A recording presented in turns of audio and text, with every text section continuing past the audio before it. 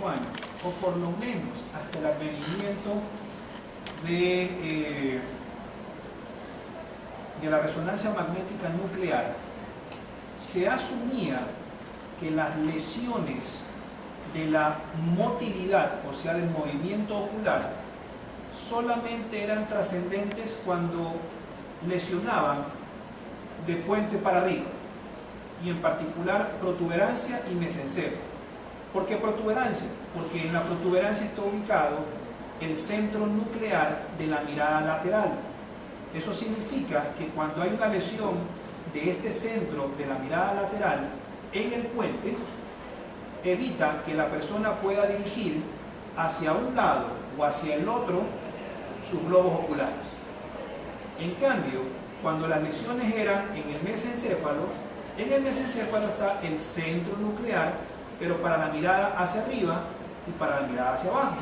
Entonces, si alguien tenía una lesión en relación con este centro en el mesencéfalo, se le hacía difícil o mirar hacia arriba o mirar hacia abajo, o sencillamente solo lo podía hacer a los lados, porque la del puente estaba buena y sana, pero la del mesencéfalo no me permitía ir hacia arriba con mis ojos e ir hacia abajo con mis ojos, ¿sí? Pero comenzaron a ver que habían pacientes, y obviamente ya los habían visto pues en el pasado, donde los pacientes tenían signos que correspondían a bulbo. O sea, ¿qué signo de bulbo podrían haberse topado en alguna época? Con disfonía, con disfagia, con ronquera, con estridor, con dificultad respiratoria, que les está diciendo hello, se está dañando qué parte. Por ejemplo, si hay disfonía y disfagia, el núcleo, lo dije en la clase pasada, el núcleo ambiguo, se menciona el ambiguo, entonces la persona tiene disfonía, tiene disartria y tiene disfagia. ¿Recuerdan que les dije eso? Y que podía haber de los tres síntomas por lo menos dos, pero si solamente había o el uno, o el otro por separado, lo alejaba del tallo y más bien la lesión era periférica. ¿Recuerdan que les dije eso? Pero si en el peor de los casos alguien tenía las tres cosas a la vez, obviamente les está diciendo que la lesión está en el ambiguo, la lesión está en el bulbo, dirígete a buscar la lesión en el bulbo. Esa era la idea de la clase anterior. Entonces, se comenzaron a dar cuenta de que habían pacientes que relataban, los examinaban y tenían signos y síntomas de bulbo, pero tenían dificultad para movilizar su mirada lateral o hacia la derecha o hacia la izquierda. Entonces comenzaron a hacerse la pregunta del millón: ¿qué miércoles tiene que ver el bulbo con la motilidad ocular? Si hasta esa época se asumía que solamente la motilidad ocular, por lo menos para dirigirla hacia la derecha o hacia la izquierda, tenía que estar en relación con lesiones por encima del bulbo, o sea en el puente, que es donde se asumía que está el centro nuclear de la mirada lateral hacia la derecha y hacia la izquierda. Entonces, ¡pac!, viene el advenimiento de la resonancia y se dan cuenta que habían lesiones de bulbo que podían provocar signos de restricción de la motilidad ocular hacia la derecha o hacia la izquierda, y comenzaron a preguntarse por qué diablos sucede esto, y se dieron cuenta más o menos del 2000 y pico para acá, o sea, no es hace mucho, y se dieron cuenta que existen dos tipos de grupos nucleares separados en relación con el puente, en relación con el bulbo. Entonces, ellos dividieron, y esto lo hicieron los neurooftalmólogos, y se dieron cuenta que habían células que provocaban el pulso ocular y otras células que provocaban el paso ocular. Esto es algo clínico, pero tiene relación con la parte neuroanatómica. Entonces, las células que provocaban el pulso se llamarían, y se llaman en la actualidad, células detonantes. En cambio, las células que provocan el paso se llaman células pausa.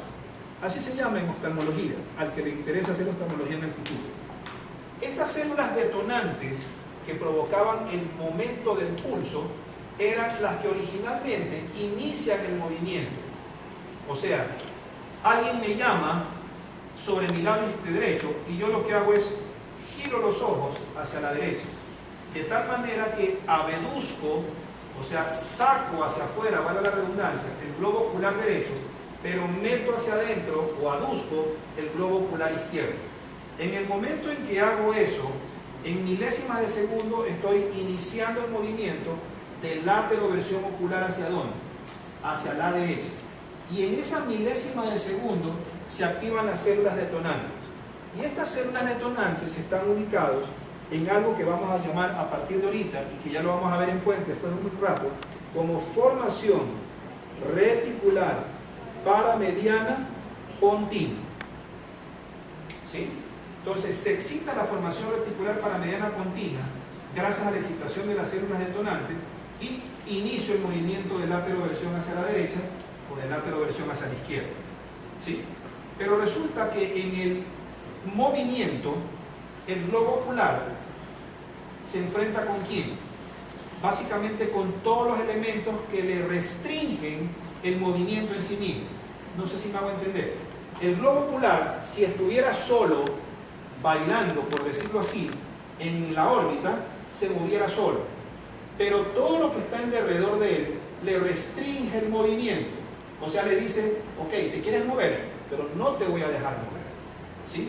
Entonces, ¿quién hace que el globo ocular pueda moverse frente a esta restricción?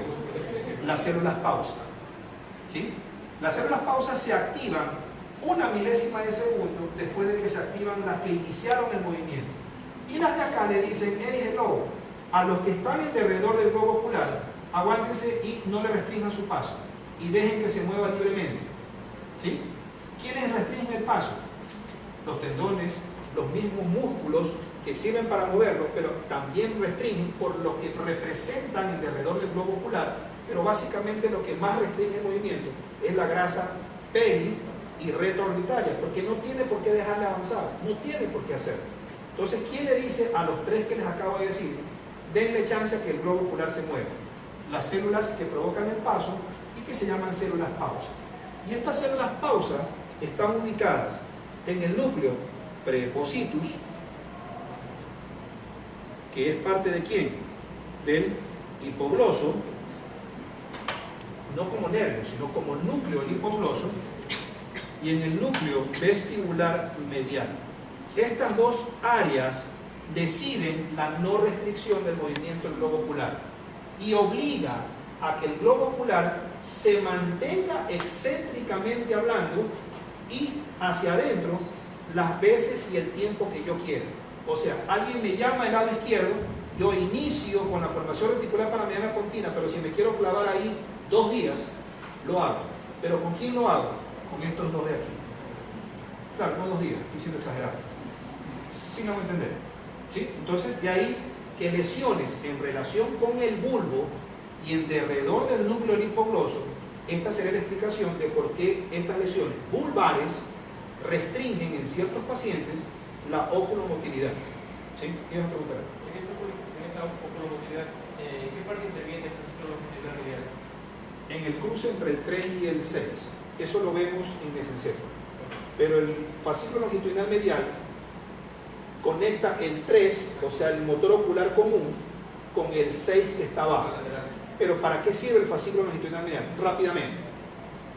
El sexto par hace que mi ojo derecho se vaya para afuera.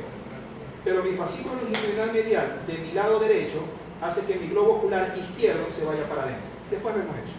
¿Sí? Ok. Sí. O sea, prácticamente sería lo de la formación reticular paramediana pontina en el inicio de la televisión. Claro, solamente el inicio. O sea, le dice al ojo, muévete. Nada más.